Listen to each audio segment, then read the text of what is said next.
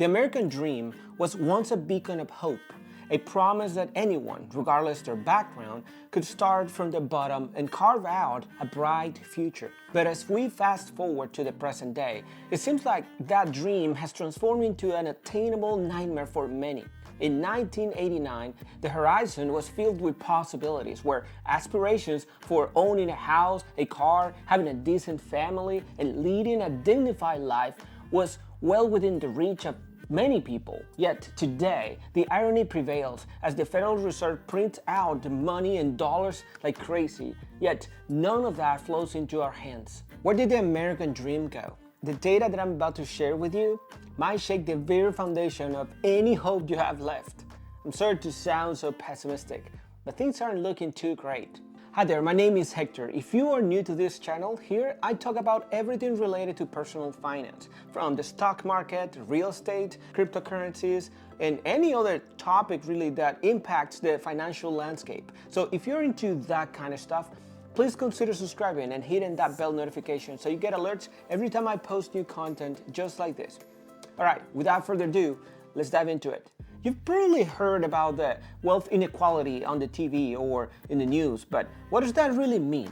This wealth inequality creates significant gaps in society, where a fortunate few have countless opportunities for success, higher education, good jobs, and better healthcare, while many others are left with less chance of a good life, or even surpassing their parents' standard of living. Now let's analyze how wealth distribution has changed in the past 25 years in the United States. Have we seen more inequality, or has the American dream persisted? To understand this, we need to go back to 1980s. In the 1980s, the United States experienced a series of economic policies known as Reaganomics. During the President Ronald Reagan's tenure from 1981 to 1989, Reaganomics had four main pillars. The first one is tax reduction, especially for high-income individuals and companies. The idea was that by letting them keep more money, they would invest in our businesses. Second, reduction of public expenditure. To lower taxes, the government needed to cut down on spending on things like infrastructure and public employee salaries. The third one was elimination of government controls.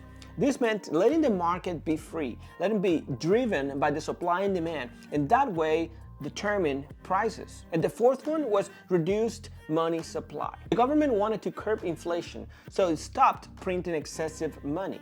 These policies had an impact. Gas production increased, leading to lower gas prices. Oil production followed a similar trend, resulting in stable oil prices. Inflation decreased from the 13% in 1980 to less than 2% in 1986.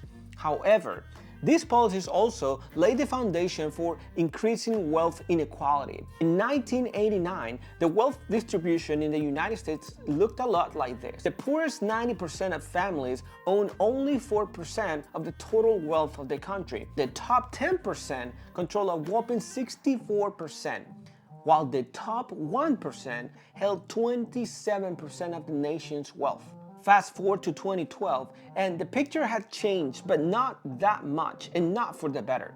The top 10% had increased their wealth by over 140%, and the middle class by 125%, and the lower class had only seen an increase of 4%. In 2023, the Federal Reserve reported that the total wealth of the nation had reached $140 trillion. A staggering 90% increase since 2012. The lower class now own mere 2% of the nation's wealth, while the middle class held steady at 29%. The top 10% though continue their ascent, now claiming 68% of the total nation's wealth. This trend is not unique to the United States. Across the globe, income inequality is on the rise. Factors like climate change, conflicts, and food scarcity add to the changes people face in achieving economic stability.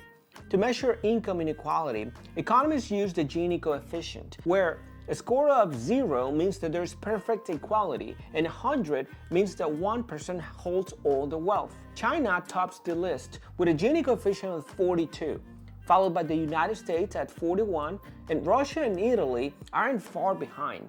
The United States also boasts the most billionaires, with 735 billionaires, followed by China and India. These billionaires, like Elon Musk, Jeff Bezos, and Bill Gates, amass unimaginable wealth. If we took the assets of these 735 billionaires and divided them, each of them would have over $6 billion. Compare that to the average American household wealth, which is around $92,000, and the wealth gap becomes astronomical. This extreme wealth inequality has sparked heated debates. While the wealthy can be catalysts for entrepreneurship and innovation, they also make it increasingly difficult for those with few resources to access education and healthcare. The dream of climbing the ladder to success is becoming harder and harder to attain. In conclusion, the American dream has evolved into a complex tale of inequality. As the rich gets richer and the poor struggles to make ends meet, the dream's luster is fading. The United States, once a symbol of opportunity, now faces an uphill battle in closing that wealth gap. Will the dream ever return to its former glory? Only time will tell. This is the end of this video, but I want to hear your opinion about this topic, wealth inequality. Let me know what you think in the comments down below. And if you like this video, if you like content like this, make sure to subscribe to the channel to get notifications every time that I post new video. Make sure to hit that like button and the bell notification as well. So this is Hector, and I'll see you next time.